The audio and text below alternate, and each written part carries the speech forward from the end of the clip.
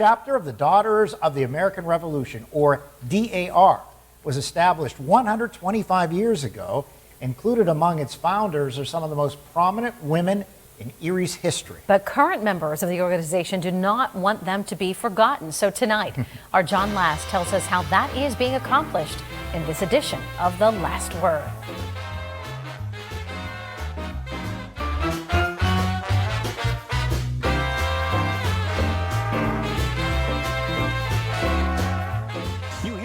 Patriot and patriotism thrown around a lot these days. But there's an organization in Erie that's been honoring true patriotism for 125 years. The Presque chapter of the Daughters of the American Revolution was founded in 1897 by 13 women. 11 of those women are buried here at the Erie Cemetery. Current members of the chapter gathered this week to honor them on the 125-year anniversary. The ceremony was held at the gravesite of Missouri Bliss Morrison, the chapter's first regent. The gravestones of all the founders were cleaned for the important ceremony, and a memorial placard was placed at each gravesite. So we thought we would create a marker that noted that these 13 women were founders of our chapter. The current members have a bond with the founding members. They are all lineal descendants of patriots from the American Revolution.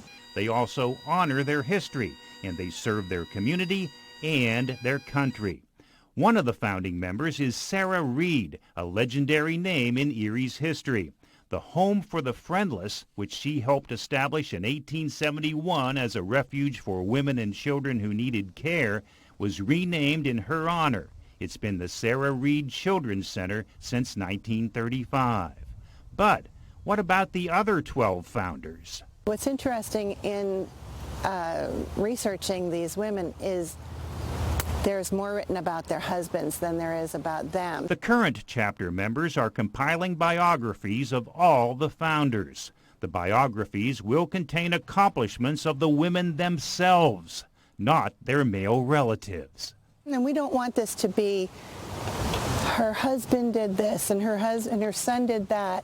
We're really trying to make this be, who is this woman? For example, Missouri Bliss Morrison lived at the historic Wood Morrison House, located on the current campus of the Hagen History Center. Her son was the captain of the USS Michigan, the only Navy ship to have Erie as its home port. But people may not know Mrs. Morrison served on the committee that established Hammett Hospital. The current members learned that Susan Brewster Little was the founder of the Erie YWCA. They now know that Winifred Downing Galbraith's beautiful home is now the Women's Club of Erie. The biographies will be included in a brochure that would be used on a walking tour of the cemetery. With the last word at Erie Cemetery, John Last, Erie News Now.